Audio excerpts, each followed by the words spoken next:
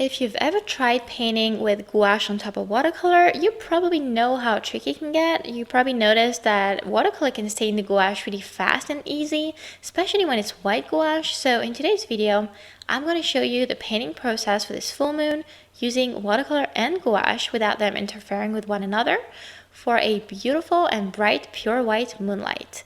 But that's not all, because in this easy watercolor painting, I'll also show you how to paint a background like this one in watercolors and how to paint the stars. And these are things you can reuse in a lot of other creations. Hi, I'm Françoise. If you're a returning subscriber, thank you for your support. I greatly appreciate it. And if you're new here, welcome to my channel. And before I start, I was just wondering when you guys prefer to watch YouTube videos. I mean, what day of the week do you like the best? Because I'm still trying to figure this out for my channel, so I would really appreciate your feedback on this if you would let me know in the comments.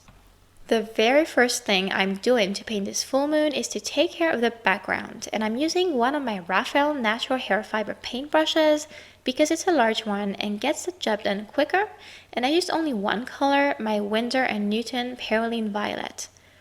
By the way, all the supplies are linked in the description below, but here it really doesn't matter which paintbrush or paint brand or color you're using. Although for painting the moon, I recommend a much smaller brush than this one. I would recommend to use something that can get to a fine tip. Paper matters as well, at least with the background, especially because here I'm using the wet and wet technique. And you can see I'm wetting my paper good enough that it will stay wet for a few minutes. And the Arches 100% cotton cold press paper I'm using is one of the few that really works wonders with this technique, but if you're used to any other type, that's totally fine, of course. I'm dropping my paint on the wet paper, and because we're using just one color, we need to make sure to get several values out of this one color. By values, I mean light, average, and darker tones to get a variety. So I just drop some paint, then I come back with more of it, only there's less water and more paint in my brush, which makes the paint darker. To make sure my contrast was going to be good here, I also mixed a little bit of black watercolor to my Perylene Violet paint, and I added some of that here and there.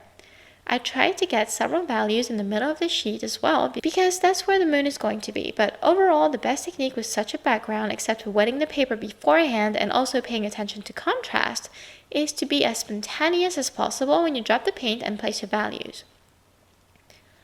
We need to let this dry completely before moving on to painting the moon, so I'm using a heat gun to speed up the process, and if you have a hairdryer or if you prefer to wait it out, that's just fine. Last step here is to trace the circle for your moon, and for that you can use a compass or just a glass or anything circle shaped. And that's what I usually do, but today I knew where to find my compass for once, so I went with that one. Now comes the trickier part, because like I said in the beginning, it's easy to stain gouache with dry watercolor that gets wet again. That happens when water that you added to the gouache reactivates the paint, or it can also happen if you rub your gouache covered brush in the dried watercolors a bit too much. I've experimented plenty with that and I've had those issues, but thankfully I found a way around that, and there are two things that will help tremendously. And number one is to use gouache that's going to be highly concentrated with as little added water as possible. And also, number two is to rub the brush in the watercolors as little as possible. So now I get my white gouache out, and I realized a bit of water would help to apply it more easily within the circle I just traced. So I'm adding just enough, just a tiny bit to be able to paint. You'll notice that I'm using two fine tip brushes here, one to apply the gouache and a clean and damp one to soften the harsh edges I'm creating. So what I do is I come in with thick paint. I'm careful to follow the circle to keep it neat and clean. And I actually used the reference picture I found on Pixabay, so my moon is going to be pretty realistically copied from there. And I'll add the reference details down in the description if you'd like to do the same or see exactly how I rendered what I saw in the reference. Applying thick coats of gouache, as I'm doing here, has the great advantage of keeping the watercolor from staining it, but also the gouache will show a lot more when it dries, because the more water you add to it, the more translucent it will get. And on here, even though the background is really dark, it wouldn't pop very much if it was too transparent. So this technique of adding minimal amounts of water to the gouache has great benefits, and I think it really works wonders for this full moon painting. I don't love the look of the harsh edges I'm creating using this technique though, so I allow myself a bit more water, and for that I wet my other brush, and with it I come wet the harsh edge, and immediately the paint dissolves there and even spreads beautifully, just like watercolors do. If the edge has already dried a bit, you can rub your clean and damp brush against it, but be very careful not to insist for too long because that's when the watercolors beneath start working again. I had to practice several times before I knew exactly how to paint this, so don't worry if you feel clumsy with the technique the first time. It's totally normal and you'll get it. I love the technique of wetting the edges I made with my gouache because it makes the painting look way more realistic, and best of all, you can get a good moon look with some solid white parts, some more translucent, just like it is in real life. Where we added water with a clean brush and where the gouache runs more freely, you can play around, add more gouache in specific spots, or on the opposite, you can add more water to get even more translucent paint. Again, without rubbing in the brush too much into the paper, and also be careful if you're using a natural hair fiber brush like me because these tend to hold water really well and it's easy to add way too much water. That's one of the issues I had when I was experimenting. But if that happens, you can easily fix things and soak the extra water in with another brush or a paper towel. It's not really going to affect your painting in the end. There are parts of my moon I want to keep gouache free to get a bunch of values there. I don't copy my reference exactly, and I guess it doesn't really matter for realism with the moon, as long as we do have these different values, a few craters and some detail.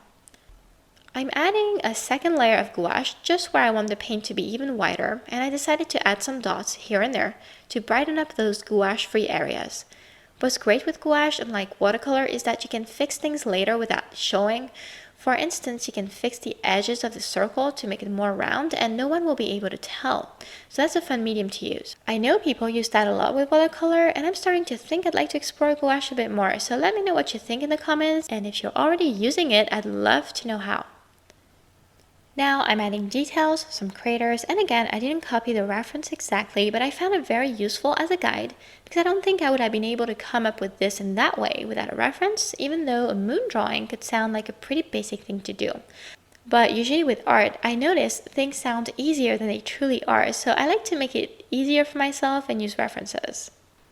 I'm happy with my moon. It took me a while to figure out how to get it to look like this before I filmed this video, so for me it's a good project that had me move forward within my own learning stage.